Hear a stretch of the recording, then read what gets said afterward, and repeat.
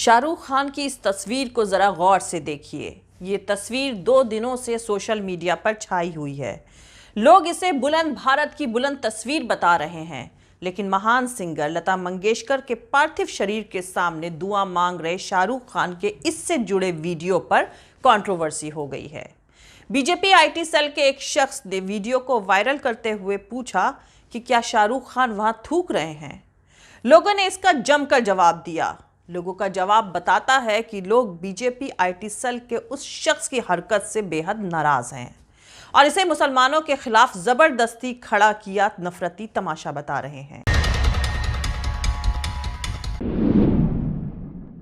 दरअसल संडे शाम को मुंबई के शिवाजी पार्क में लता मंगेशकर के फ्यूनरल से पहले प्रधानमंत्री नरेंद्र मोदी समेत कई शख्सियतों ने पार्थिव शरीर के पास जाकर प्रेयर करी थी। शाहरुख खान वहां अपनी सेक्रेटरी पूजा ददलानी के साथ पहुंचे थे।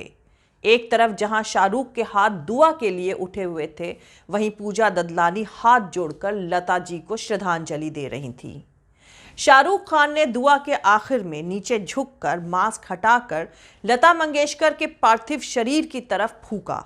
इसी को लेकर बीजेपी हरियाणा के आईटी सेल के प्रभारी अरुण यादव के तरफ से कहा गया कि शाहरुख खान ने लता मंगेशकर के पार्थिव शरीर पर थूका।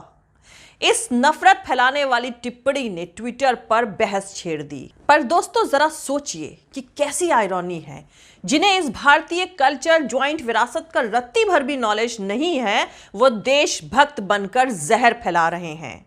दरअसल दुआ पढ़कर फूकने से शैतान ही बिलबिलाता है, बिदकता है, और शायद ये लोग वही हैं। सवाल तो ये भी है कि फूक को थूक बताने वाले सो कॉल्ड देशभक्त इस मुल्क को जानते ही नहीं हैं।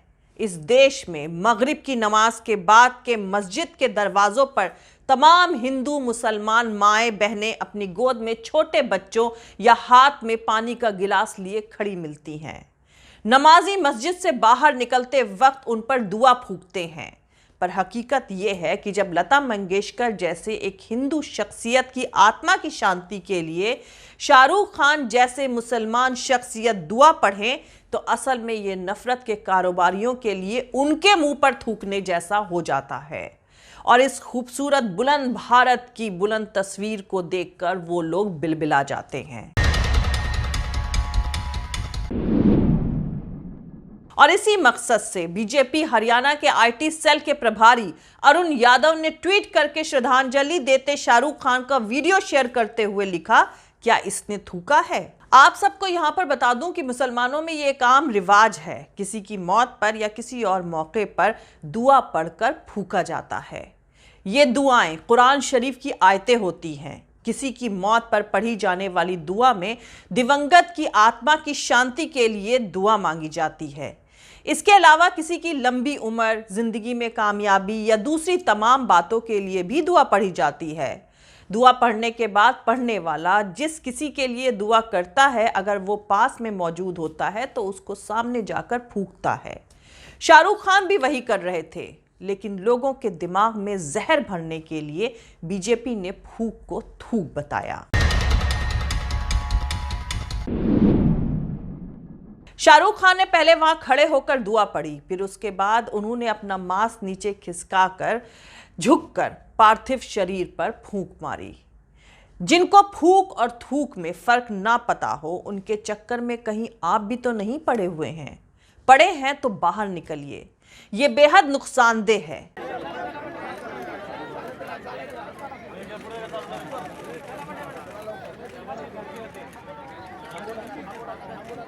मोबाइल खाली है।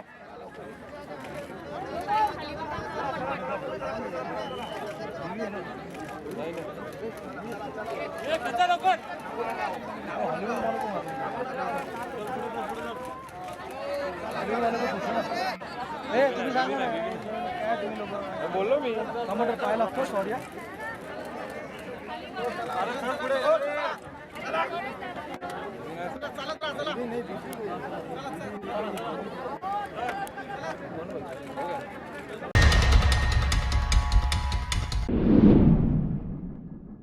यहां आपको बता दूं कि बीजेपी के फॉर्मर एमएलए और अब तृणमूल कांग्रेस के नेता बाबुल सुप्रियो ने लता मंगेशकर के लिए शाहरुख खान के दुआ पढ़े जाने पर उठे विवाद पर अपनी फॉर्मल पार्टी बीजेपी को घेरा है। बाबुल सुप्रियो ने बीजेपी हरियाणा के आईटी सेल के नेता अरुण यादव का ट्वीट शेयर करते हुए लिखा है कि मुझे शर्म आती है कि एक वक्त में मैंने इस पार्टी की सेवा करी थी और इसके लिए संघर्ष किया था। गायक और राजनेता बाबुल सुप्रियो एक वक्त में वेस्ट बंगाल में बीजेपी के टॉप के नेताओं में माने जाते थे, लेकिन मोदी कैबिनेट में हुई फेरबदल में उनसे मंत्री पद छीन लिया गया था। इसके बाद उन्होंने अपनी पार्टी छोड़ी और फिर तृणमूल कांग्रेस में शामिल हो गए। वहीं नेताजी सुभाष चंद्र बोस के भाई शरद चंद्र बोस के पोते चंद्र कुमार बोस ने शाहरुख खान के दुआ मांगने पर टिप्पणी करी है। 2016 में पश्चिम बंगाल के विधानसभा चुनाव में भारतीय जनता पार्टी की तरफ से ममता बनर्जी के खिलाफ चुनाव लड़ चुके चंद्र कुमार बोस ने लिखा है कि लता मंगेशकर के फ्यूनरल में दुआ मांगते शाहरुख खान, ये है भारत के असल कल्चर यानी संस्कृति और विरासत। कुछ धार्मिक बदांत यानी एडिक्ट इसे हजम नहीं कर पा रहे हैं। तो फिल्मकार अशोक पंडित ने भी शाहरुख खान को क्रिटिसाइज करने वालों को आड़े हाथों लिया है। अशोक पंडित ने लिखा है कि चंद लोग जो शाहरुख खान पर लता मंगेशकर जी के फ्यूनरल के दौरान थूकने का इल्जाम लगा रहे हैं, उन्हें शर्म आनी चाहिए। उन्होंने दुआ करी और उनके पार्थिव शरीर की हिफाजत और उनके अगले सफर के लिए दुआओं देने के लिए फूका। हमारे देश में ऐसे सांप्रदायिक यानी कम्युनल कचरे के लिए कोई जगह नहीं है। वहीं दूसरी तरफ उड़ीसा के senior IPS police officer Arun Bothra ने भी इस बारे में एक ट्वीट करके लिखा है कि इस्लाम में दुआ पढ़ने के बाद फूंक मारने का रिवाज है। बच्चों को हारी बीमारी में झाड़ फूंक कराई जाती है, ये अमूमन सबको पता है। शाहरुख खान ने दुआ पढ़ी और फूंक कर रस्म पूरी करी। इतने गमगीन मौके पर बेहुदा सवाल उठाने वालों को सच का तो पता है, पर आदत से मजबूरी भी कोई चीज होती है। दरअसल दोस्तों, हम सब के पुरखों ने ऐसे ही हिंदुस्तान की बुनियाद रखी थी कि कोई हमारा अजीज अगर चला जाए तो कोई हाथ जोड़कर ईश्वर से प्रार्थना करता है, तो कोई हाथ फैलाकर अल्लाह से दुआ मांगता है, कोई प्रभु यीशु से क्षमा मांगता है, कोई वाहे गुरु का जाप करता है।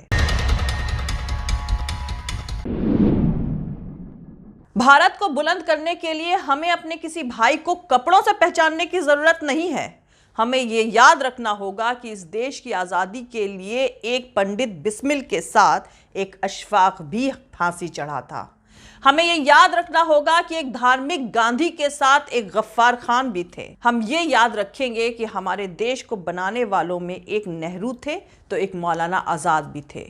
हमें याद रखने की जरूरत है कि हमारे शहीदों में एक वीर हिंदू था तो एक वीर मुसलमान भी था। हमें ये याद रखना चाहिए कि अगर एक मंगल पांडे ने बगावत करके अपनी जान दी थी तो एक बहादुर शाह जफर ने अपना पूरा साम्राज्य गंवा दिया था और उसके बदले में उसे अपने बेटों के सिर कटे तोहफे दिए गए थे। वैसे दोस्तों, सियासत से अलग हटकर पाकिस्तान के प्रधानमंत्री इमरान खान ने भी लता मंगेशकर के निधन पर शोक जताया है। उन्होंने कहा है कि लता मंगेशकर के रूप में दुनिया ने एक महान गायिका को खो दिया।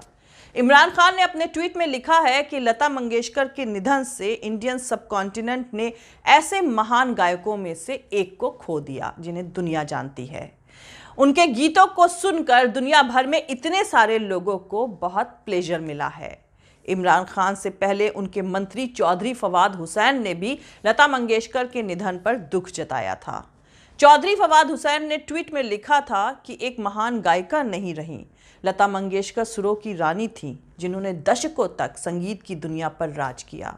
वह संगीत की बेताज रानी थी। उनकी आवाज़ आने वाले वक्त में भी लोगों के दिलों पर राज करती रहेगी।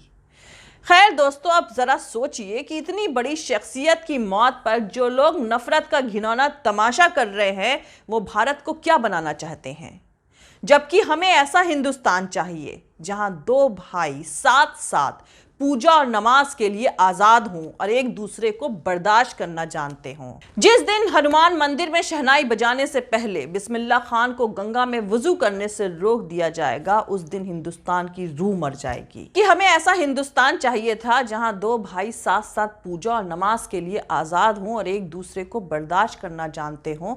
हमें आज भी ऐसा ही हिंदुस्तान चाहिए। ऐसा हिंदुस्तान ही हमारे बापू गांधी के ख्वाबों का भारत है। ऐसा हिंदुस्तान ही हमारे भगत सिंह के सपनों का भारत है। ऐसा ही हिंदुस्तान हमारे पुरखों की कुर्बानियों का हासिल है और मुझे फख्र है ऐसे हिंदुस्तान पर। जय हिंद, सत्यमेव जयते, अल्लाह हाफिज।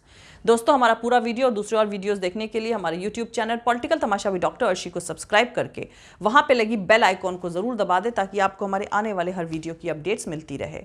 और दोस्तों, अगर आपको हमारा काम पसंद आता है, हमारे वीडियोस पसंद आते हैं तो www.patreon.com/dr अर्शी खान पर जाकर डोनेट करके आप हमारे काम को सपोर्ट कर सकते हैं।